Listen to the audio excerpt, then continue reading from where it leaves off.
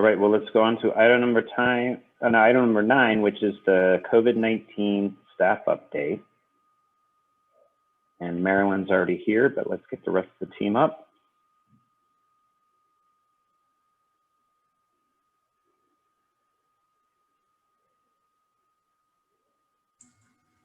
While they're coming up, I'd just like to make the comment that not only do I want to thank the people that are working, but all of our staff.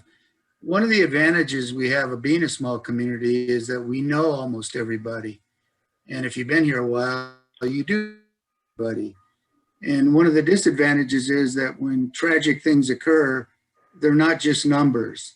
They're actually people. Out of the almost 40 deaths that we've had, I know personally over half of the people that have died. And it's the same with people that get COVID and get serious conditions. You know, HIPAA notwithstanding, in a small community, we know who they are and we feel for them. And it's an impact on all of us and our staff and the people that work with them. So thank you so much for what you do.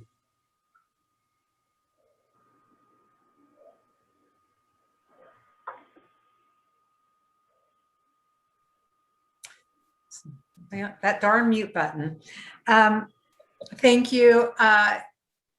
I'll lead us off because I think Supervisor Pucci, that's a good segue into some of what we're going to be talking about today, which is the vaccines and the importance of vaccination, and you know, as a protective factor that has tremendous impact and will have tremendous impact the more herd immunity that we develop as we continue to expand the number of people in our communities and state that are vaccinated. In general, with our COVID-19 status, we have continued to see a decline in our case numbers. We're not quite at the case number, the red tier case number level yet, but we are trending in the right direction. Yesterday, we added 7 cases from the weekend. Again, that's a significant Monday addition, a significant cut in what we've been adding on Mondays. So we're at 1,369 cases. We remain at 37 deaths. You know, last week on Tuesday, the state had us at, I think it was 29 per 100,000 approximately. We're anticipating a case rate below 20 per 100,000 today, based on just our own monitoring of data, which keeps us in the purple. That is a purple tier level metric. But we also are anticipating being below the 8% positivity rate being posted today. It is a red tier metric. And so we are trending towards the red tier status. And, you know, so that is good news. And Anna's going to be talking a little bit about vaccines and more in depth. But before she does that, because again, we can't stress enough the importance of participating in a vaccine clinic when it becomes available and you get that call. And if you haven't signed up, please do so. We're encouraging people to sign up both in the My Turn system, because like with our mass vaccination clinic and with some of our clinics, the scheduling goes really well through that, as well as it will automatically trigger and let you know where a clinic is and how you can get vaccinated. But also to continue registering in the county site for 2 reasons. We have a couple of our vaccine distribution points that are not using My Turn. So we are still providing individual information to those distribution points so that they can schedule appointments. But also it allows people who who would like updates on the status and what's happening to get that more easily. So just a little point there. Last week, we did report on the testing end of it. You know, we had transitioned to OptumServe at the beginning of the month. And there were some, you know, as with the startup of any new system and transitioning, you end up with some hiccups. We experienced that much more in the Bishop area than in Lone Pine with staffing. That seems to have stabilized. And in fact, we did get a report of some real positive experiences yesterday.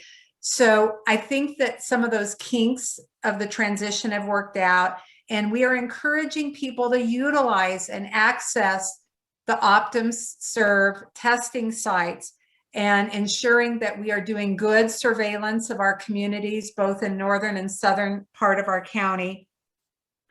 The hours have been expanded, and we have, you know, more testing availability than we did previously. So we are encouraging the public to access it.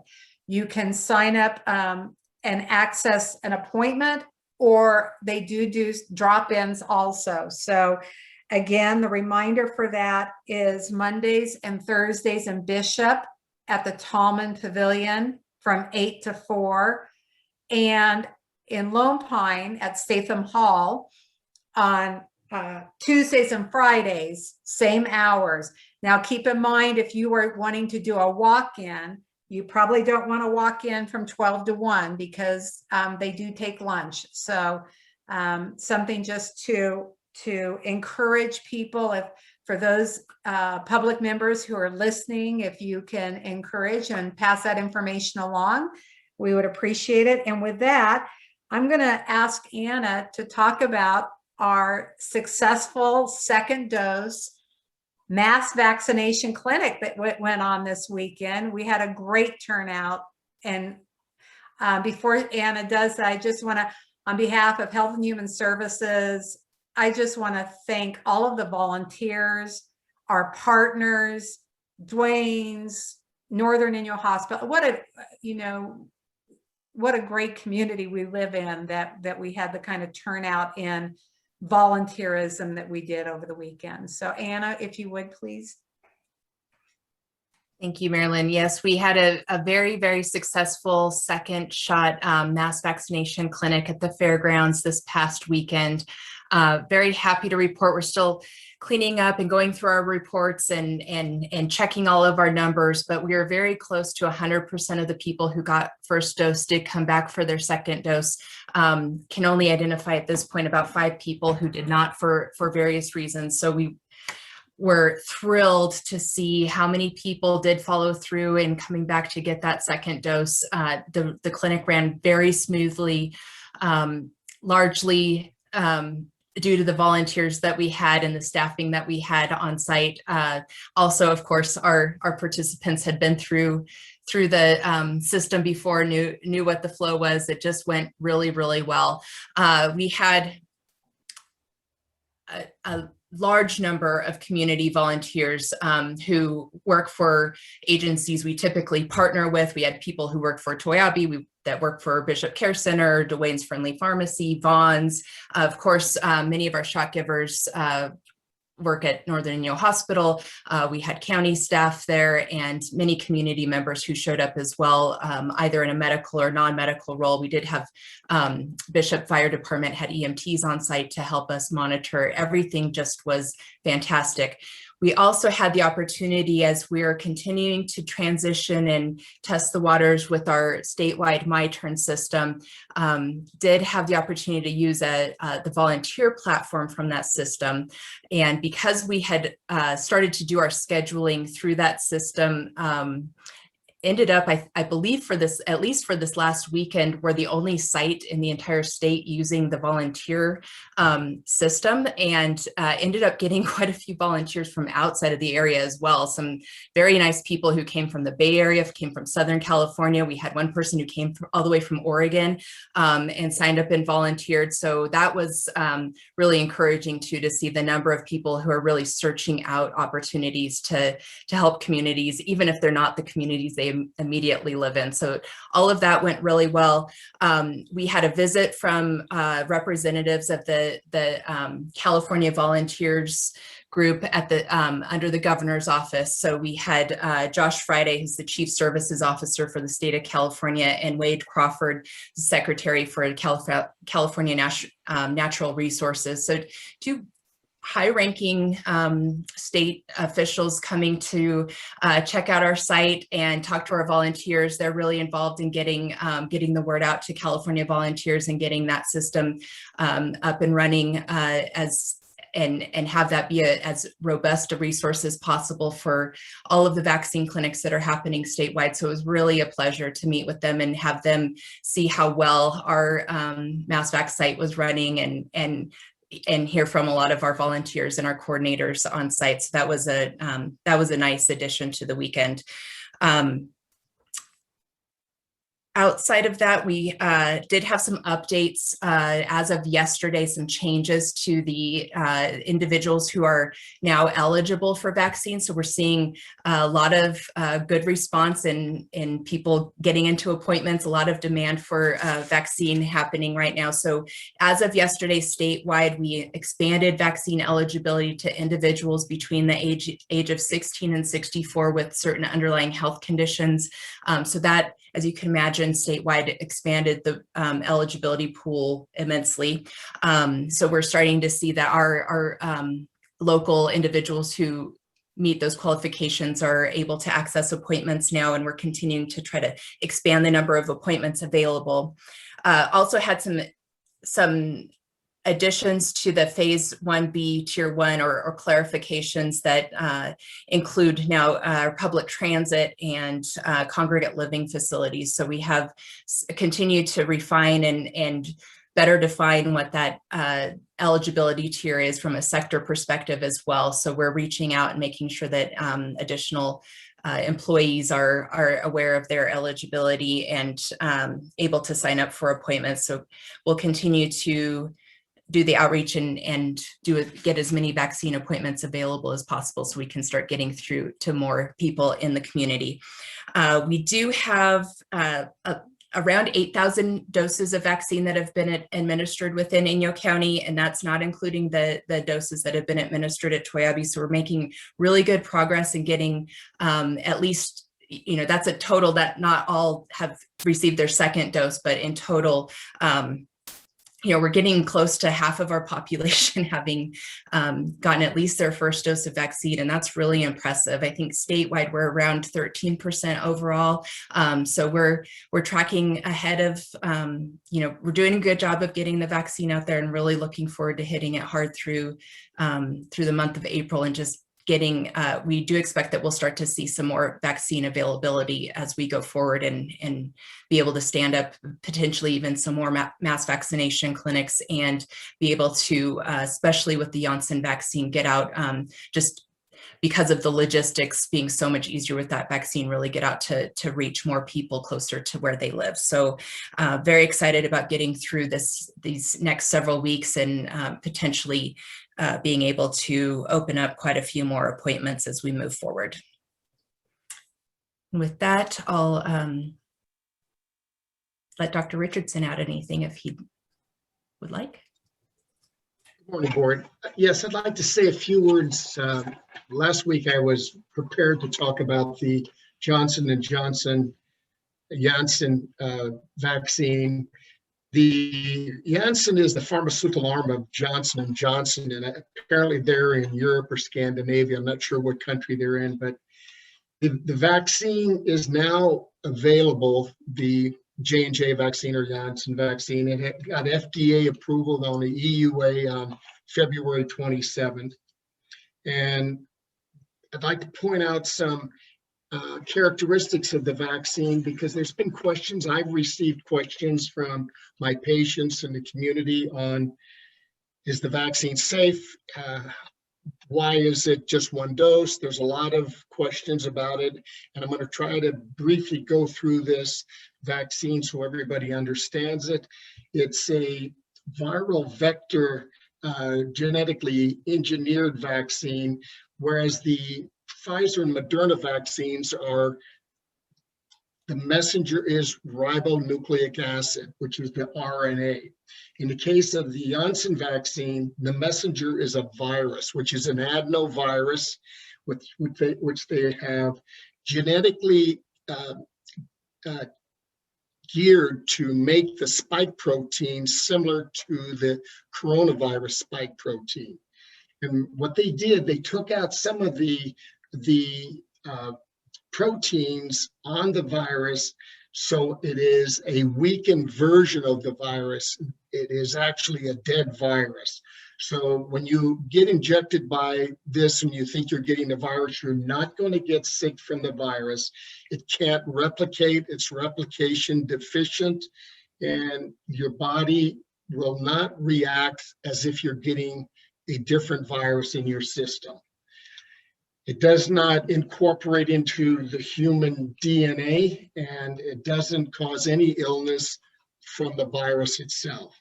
So it's named a replication incompetent. In other words, it can't replicate in your system. It's an adenovirus, and I believe that's a cold virus, a simple cold virus they're using. And it's vectored, meaning it is the messenger for delivery of the protein that has been engineered on the virus itself. So it's a very good vaccine the way this has been made. And we do have it available. One of the nice elements about it, it is easy to handle. It's one dose and you're done. The transportation and storage is much simpler. You don't require temperatures like you do with Pfizer and Moderna. You could put it in the refrigerator at 26 to 46 degrees Fahrenheit for up to 3 months. And there's no dilution needed, so it's user-friendly for the vaccinator. They don't have to spend time preparing the vaccine, and that speeds up the vaccination process. Punctured vials must be discarded after 6 hours if kept refrigerators, or after 2 hours if at room temperature. Those are important points for the vaccinators. So one injection, it's a single dose vaccine, and it's good for what we plan to use it for. Some of the outlying communities, homebound would be a good populations that aren't mobile to get to the vaccination centers, or isolated geographically. So it's a one dose and you're done, and the benefits are great. The efficacy has been shown to be very good. It's not as good as the RNA vaccines, probably for several reasons. It was studied at the same level in terms of patients, 40,000 patients, but it was done at a different time and different locations during the pandemic. It was done during heights of the pandemic when there was variants around. It was studied in South Africa, where there is a variant that's resistant to some of the vaccine. So the numbers got skewed a little bit, but if you look at the numbers, they're not bad. It's 85% effective globally for severe disease. In the US, it had a 72%. Latin America, it was 66%. And in South Africa, it was 57%. In South Africa, that's where they had the variant, which was resistant to some of the vaccine.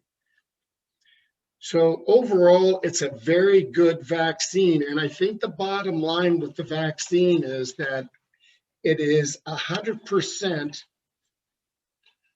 effective in preventing hospitalizations at day 28. And it is also 100% effective It doesn't cause any deaths after, no deaths are expected after day 28. This was all done in the trial. So the Advisory Committee on Immunization Practices expressed no preference for any of these 3 authorized vaccines. And they stated that no one who received a COVID vaccine has died from COVID. So the bottom line is, I don't think it is going to make any difference which vaccine you get.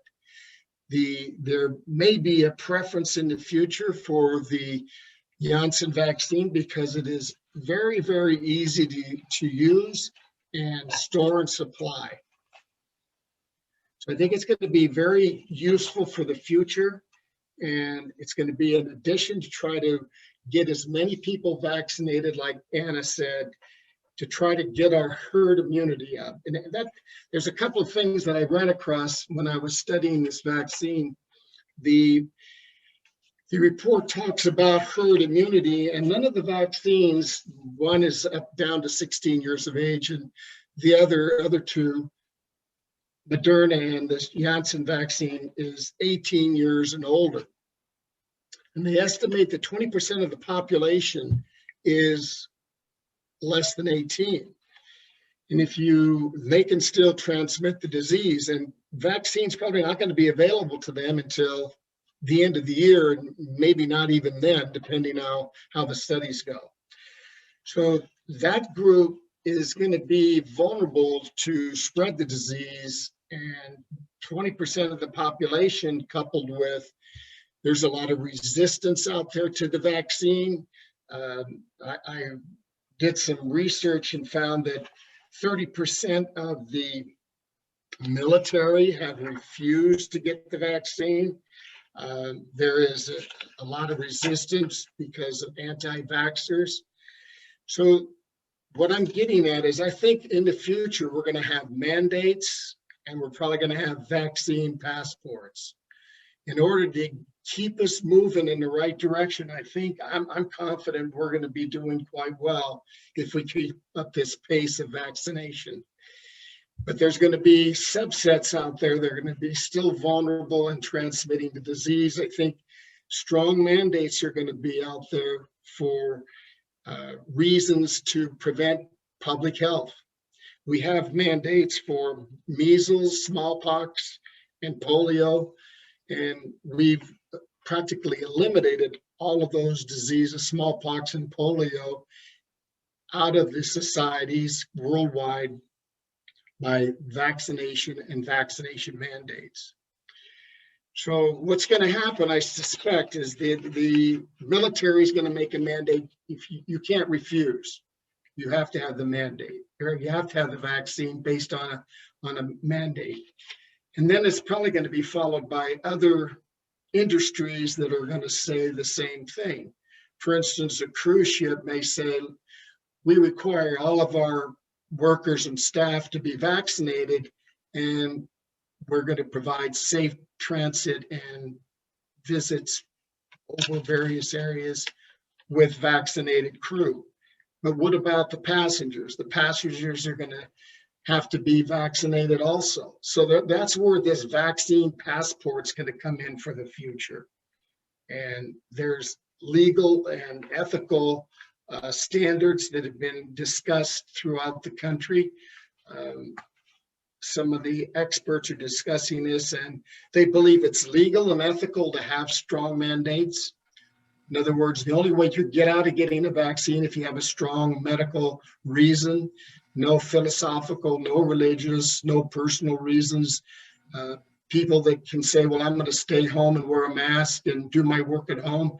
That's probably not going to work. If you want to go somewhere, you're going to have a vaccine and a vaccine passport. Whatever that may be, it's hard to know. So I just mentioned this because I think this is on the horizon. And I've heard occasional comments about that. The only way somebody could get out of being vaccinated if they think they had the disease and they were immune enough to prevent a second case of the disease, they would probably have to get antibody studies to show that they have long-lasting immune response.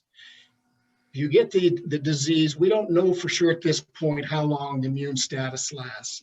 That's why it's advocated if you do get the disease, once you recover, you can get the vaccine. We know what the vaccine immune status is. We don't know how long it lasts with active disease and natural immunity. So I think for a person that says, well, I've had the disease, I don't need to worry about it, I don't think that's going to be, they're not going to be excluded from the mandates. That's just information that I've run across as a spinoff after looking at these vaccines, especially with the talk about herd immunity.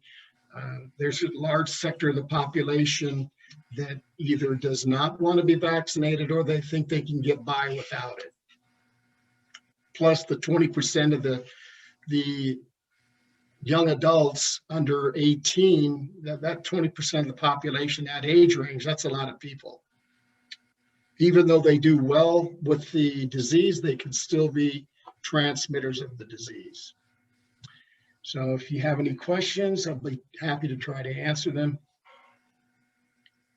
And if I could just add, I just want to clarify and make sure that the public understands that the discussion around potential for future mandates and or requirements is a policy level decision that's outside of our venue for recommending or doing anything of that nature. This is just at a national level, some of the conversation that is out there that we wanted, that I think Dr. Richardson wanted to inform your board and the public about, that there is that kind of discussion going on nationally. It's not necessary, you know, this was more of an information only as to the kinds of things that we're hearing at a national level. Right, exactly. I try to pass on to the board the latest information other than what you hear on a news clip, some of the information that helps you understand what is going on, what's the future for the disease and prevention. Has nothing to do specifically what's going on right now in our county or any plans for anything in our county. It's just something to think about that may show up for the future. Right now, you can't fly. I think somebody was telling me they wanted to fly in the continental United States and they had to have a COVID test to get on the plane. So that's the first step. That's part of the vaccine passport system. Eventually, it's going to go from COVID tests to vaccine certification. You can't get into Australia with very easily, and probably in the future, the only way you will get in is if you've been vaccinated. Hey, thank you. So we'll move on to questions from the board. I do have a question for probably Anna. You know, now that we completed the second dose of the mass clinic, can we expect, or is it possible to get any more large amounts of doses for another type mass clinic, or has that time passed as the rest of the counties have gotten their act together?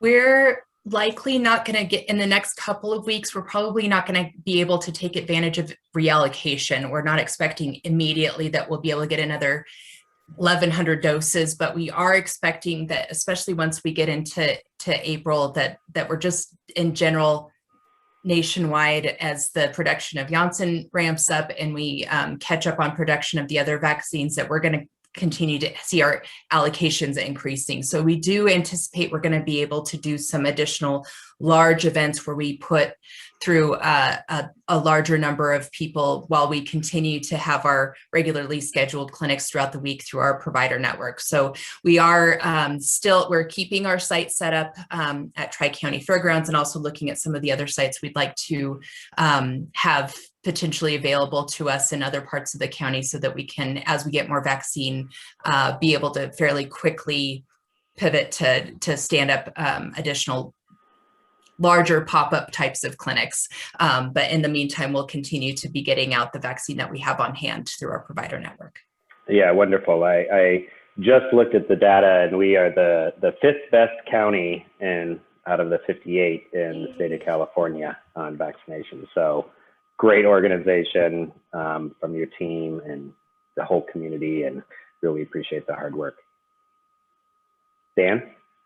Yeah, incredible work with the clinics.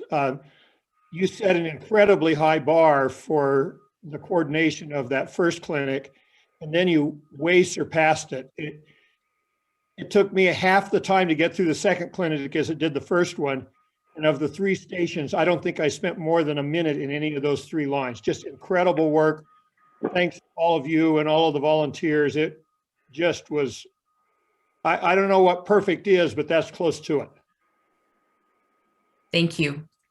Anna, do you have any idea of when we will sort of switch from more demand than supply to more supply than demand? And because I know that, I've gotten a lot of resources on promotion, and, I heard a great quote that at the beginning of these types of public health things, you need security, and at the end, you need gift cards. So when are we switching from security to gift cards? I don't think we're not going to be at that point quite yet. We are seeing with this recent expansion quite high demand for appointments. Though I would say that as we're ending in the last couple of weeks, starting to start to slow down a little bit with the tiers that were previously authorized. So I think after a few weeks, we'll either see additional expansion statewide of the criteria and continue to be fairly booked out in our appointments for, I would say, minimum the next 4 weeks before we start shifting to things slowing down. And maybe it's just my perception because we have so much communication coming from people that are really still interested in getting vaccination. But it does seem that there are still quite a few people in Inyo County who are awaiting their turn, and I don't think we'll see the slowdown soon.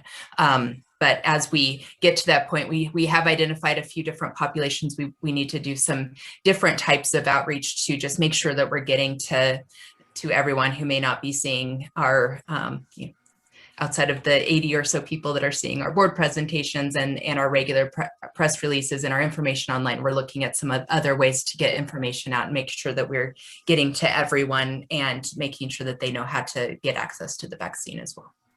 Okay, thank you. Other board members? Yeah, I had a couple of comments and questions. One is, Anna, what did the volunteers who drove that far away from, what did they do? How did they help us? That's just so interesting to hear that. One in particular was a licensed, and I didn't talk with her for very long, but she from Ridgecrest, and she came up and I think she'll be a really great volunteer resource in the future as well. So she didn't have quite so far of a drive. Part of She's what a licensed nurse, or yeah. I'm not sure what level, yeah. But she was able to give shots. So we actually used one of those volunteers from out of the area as a shot giver. The others, for the most part, were just helping with our traffic flow, helping outdoors, helping screen. All of them were very nice. I believe what happened, at least in part, is an article was published last week, and then also California volunteers started doing some advertising and trying to drum up volunteerism through the statewide system. And so individuals who had already been interested in volunteering were getting contacted. And then also an article had clarified that people who are working in vaccination centers are potentially eligible to receive vaccine. And so that really drove a lot of the initial demand, I think, because we were the only ones that for that weekend had an opportunity. We were wondering, why are people calling us from Oregon? Why would you want to drive 8 hours to volunteer for our clinic? And so we put that together. And so we did not give them vaccine on site, but we did provide them with some documentation so that they could go home and show that they were qualified under the current tiers to be able to access vaccine where they live. So I think that drove that extra demand that we saw this weekend. Interesting. But I think overall we're cleaning up and trying to pull all of our reports. But between the two, the first dose and the second dose clinic, I think we're close to 1,000 volunteer hours. Super impressive. Mm-hmm. Yeah, things did run smoothly. It was great actually speaking face to face with Dr. Richardson and knowing who each other were. Thanks for that. Has our weekly dosage, amount of vaccines that we're getting, I think we're around 500. Has that increased some? And then I don't know if you're able to also kind of describe like how much of each kind we're getting, and then when you give our numbers, that's the total amount that's coming in Inyo County that is all the providers are giving out. That's correct. Yes. Okay. Right now, for the last several weeks and including this week, we've been receiving an allocation of 500 doses. We did get that for the most part is Moderna. So we received Pfizer to be able to do this one mass vax clinic, and otherwise are not getting, because those are a minimum of 1,170 doses. We're not regularly receiving Pfizer in our normal allocation. We are getting largely Moderna at this point, and that's what most of our provider networks are providing through their clinics. We did get 200 doses of Janssen vaccine, and we expect that to start to increase in April. So as we move into April, if nothing else changes and we continue to be at 500 doses per week, it'll likely be a mix of the Janssen vaccine and the Moderna. But until that production really ramps up and we see more coming into California, we're going to be using those 200 doses and then waiting for a week or two to get more. And then are you allowed to, if you want to go serve go make a trip somewhere to give out vaccine, are you allowed to save up so that you have enough to make the trip more worthwhile? In other words, if you're going to go to Southeast County, could you save up and say, okay, it's going to take us 3 weeks, but we're going to save up 200 doses every week, and then so we can go, rather than go out there with 50 doses? And, yeah. Are you allowed to do that? Well, right now we are planning to go out with at least 150 doses and visit the southeastern part of the county in the next couple of weeks. So we're working on scheduling that and getting a date set so we can advertise and get people signed up for that.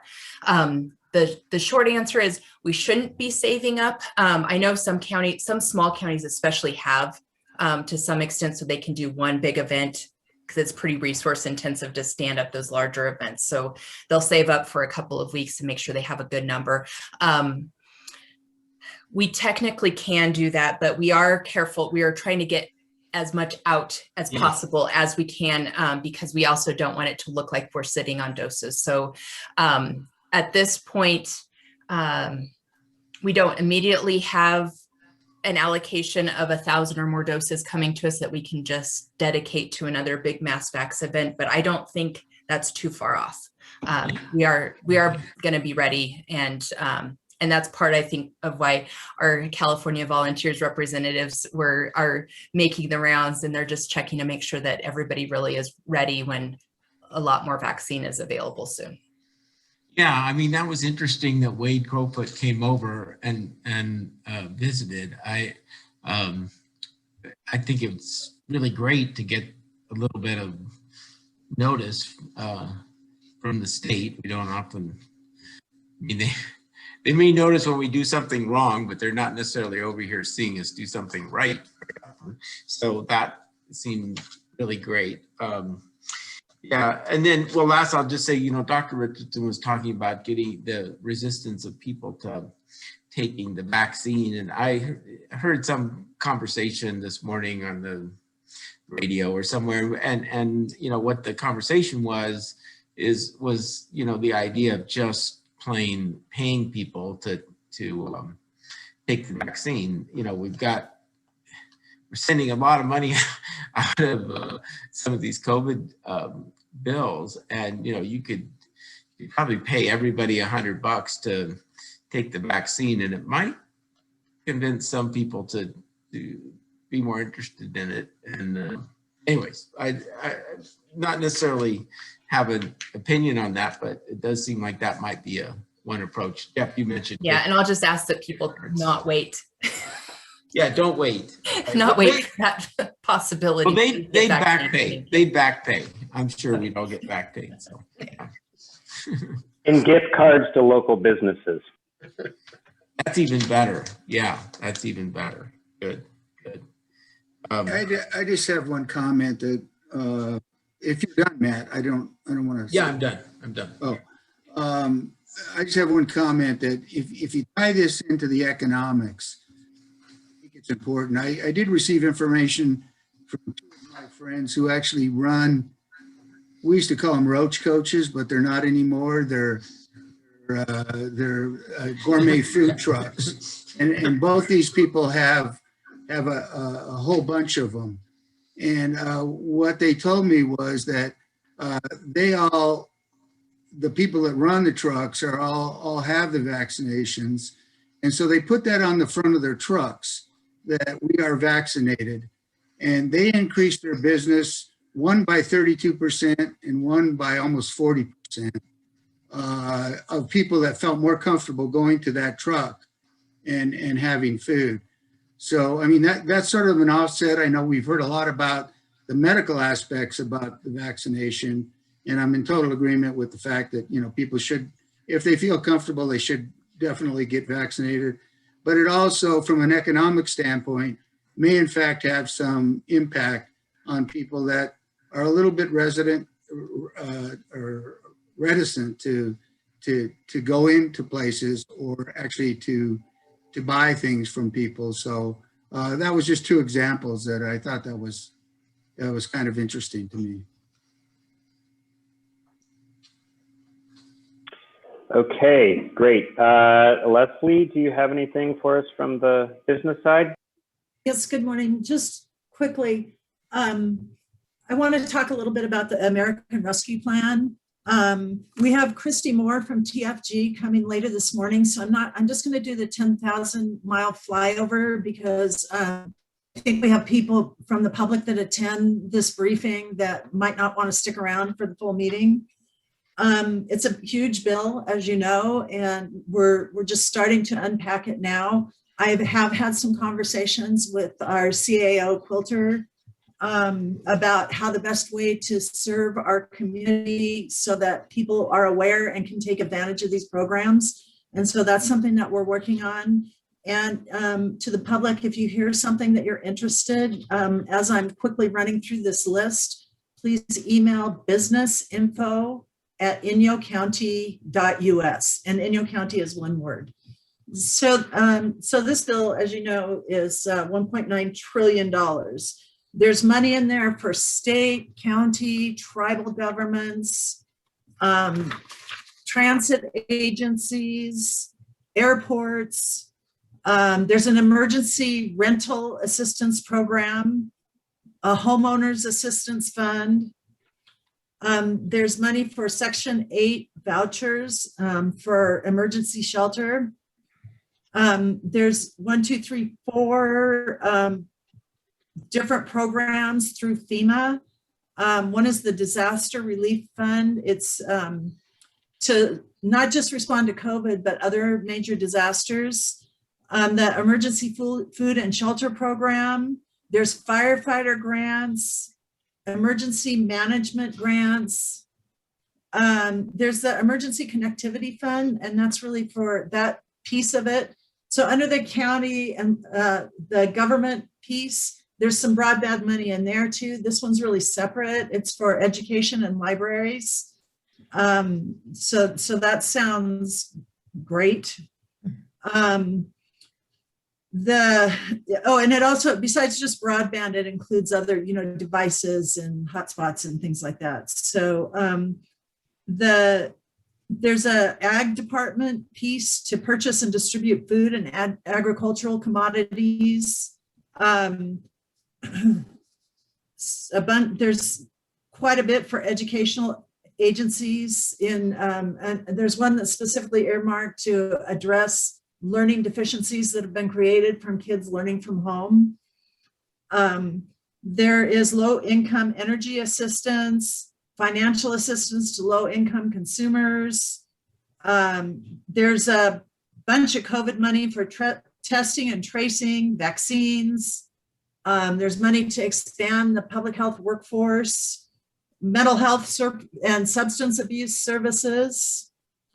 There's the Restaurant Revitalization Fund, which there's been quite a lot of talk about that. Great need for that, and it's in here. There's SBA grants to live venues and other cultural institutions for those who would normally have had events in the last year as one of their major revenue generators. So there's some funding for those agencies. And then this one's good for the county, reimbursable tax credits for the paid sick and family leave for COVID. If you recall, there was tax relief for businesses in the last bill. This one actually includes state and local governments. And so we'll be, as we unpack this more and more, and later today when Christy talks, she'll have the opportunity to ask her detailed questions.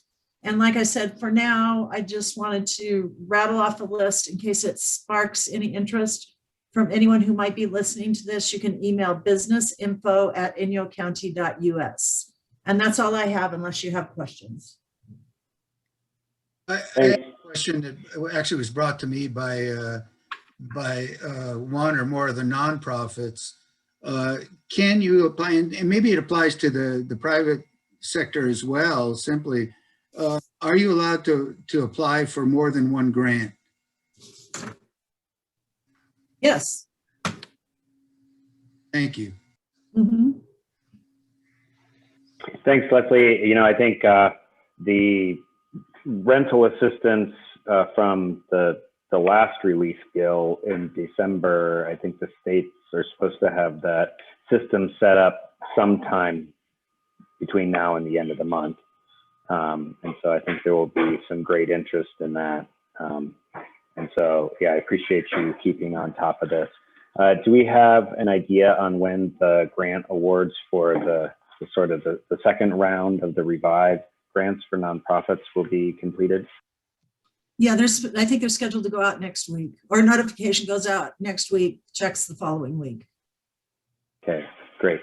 And then the other checks already went out, except there might be one agency that we're waiting for a completed W-9 on, but everyone else went out this week. Wonderful. Yeah. Are there any other questions for Leslie? I don't know if this is best waiting till the Ferguson group, but in relationship to the small businesses and specifically restaurants, any idea on the timing on when we're going to know what's in that package and how we can help with those businesses? No, I do not know right now, but that is something that we're looking at, and hopefully I'll have a better answer for you in a week or so. Thank you. Uh-huh. I had a question, or Matt, are you? Go ahead. So yeah, and this might be for the health team actually. I've been trying to figure out how to ask these, but one is with regards to this concept at the federal level of a passport. Is that same discussion being had at a state level, or is that still just at a federal level now? And the reason I ask that is, as we seem to be trending in our metrics the right way, I'm hearing talk of the state concerned about spring break and then perhaps adjusting tiers. And then I think, well, we're already seeing adjustment to the tiers with regards to not just case positivity, but vaccine equity and community immunity through more vaccinations. So do you see that playing into something with if the state is fearing an uptick in cases because of spring break, do you see those measures, those metrics adjusting at all? Particularly, the reason I ask is we're hearing, I'm particularly concerned about venues, event venues, of course, businesses, but outdoor activities, sports events, things like that. So, and of course our fairgrounds. I'm just wondering about the metrics that may be coming if the state is fearing Anna gets what I'm saying, right? Yes, Is yes. that making any sense? I'm a little concerned about where we're headed and if we need to be a step ahead. And I also, because I listened to Dr. Richardson talk about the Johnson & Johnson, the idea of community immunity or herd, whatever, if they're using a dead cold virus, it might be an indication that having had exposure is a form of a little bit of immunity. So, is that greater spread?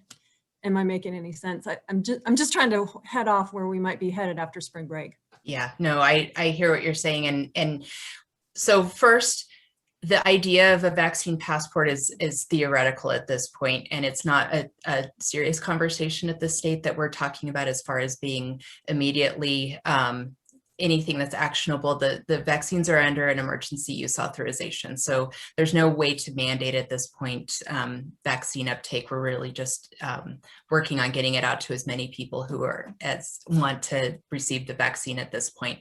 To your point about spring break, largely what I'm hearing at the state level is a lot of work around recovery. How do we ease out of the restrictions that have been in place at a pace that doesn't immediately put us back into a really high case rate? So there's a lot of thought into not moving too quickly, but a lot of the focus really is how do we phase back into some sense of normalcy, and that includes events. We know spring is a big time for events, weddings that have not been able to happen, other concerts, other types of things that are coming up. And certainly we have those types of events that we're looking forward to in Inyo County. So right now, I know there's a lot of work. I'm not hearing anything at this point about changing how the tiers work in anticipation of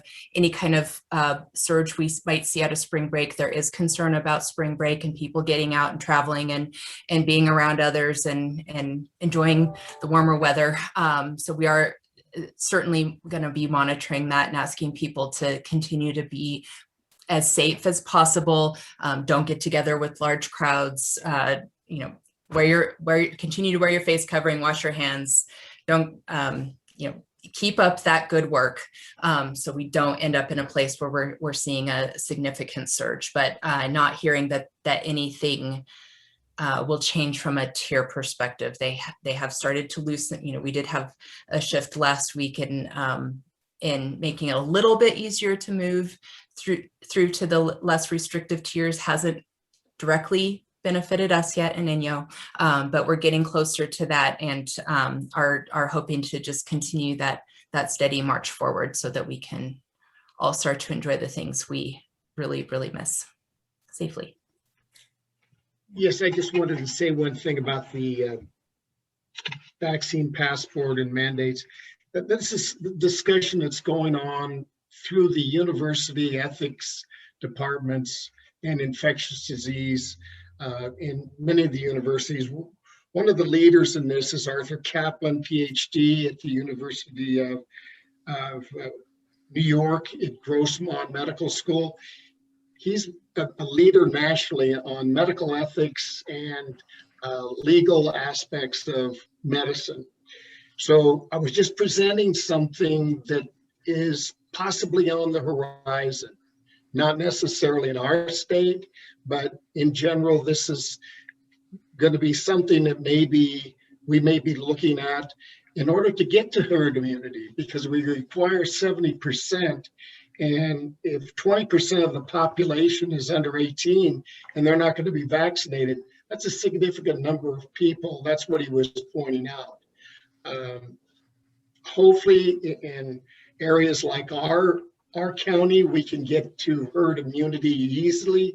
I predicted that a month ago between the immunized, naturally immunized individuals that have had the disease, although that we don't know how long the immune status lasts.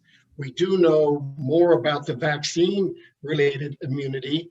And if we get a combination of those, plus a lot of asymptomatic individuals that already had the disease, then we're going to probably getting close to herd immunity, or at least see a rapid decline in cases. Yeah, thank you. I had one question for Leslie, or a comment. The programs and areas that this new bill includes is impressive. Do we have the capacity to help people and understand how to work through all of these different ways that people can access money? I'm just really concerned that the counties that have a better, have more capacity to help businesses will be at a big advantage over. This is no comment on you. You listed off there 15 different ways that different organizations can maybe get money. That's not going to be easy to help people with. So I'm just. Sorry, the quick answer is no, we don't have the capacity. Yesterday, CAO Quilter and I started brainstorming how we can increase capacity and different resources that we might be able to use, and maybe agencies that we can reach out to see what other people are doing. And so we do recognize that capacity and resources is going to be a problem, and that's one thing that we're working on right now. Great, that's good to hear, because it'd be really frustrating for either businesses or organizations or whoever to know that there's some way to access money, but they don't, to work through the logistics of actually doing it. It could be really frustrating, it seems like. One thing I was going to add, I'm sure Leslie knows this, but the Small Business Development Center in Bakersfield has had weekly webinars for exactly this kind of thing all through the pandemic, and is already scheduling webinars. I know Leslie knows that, but I think that information is going out through chambers of commerce and whatnot. And gosh, I would sure encourage businesses to get on that mailing list if they aren't already, from that perspective, that angle of it. But there's a lot more with agencies. I'm sure it's a bigger task. Yes, we have a link to current SBDC and their resources on our website, on our local business section of our website. Okay, great report, great questions, everyone. Is there any comment from the public?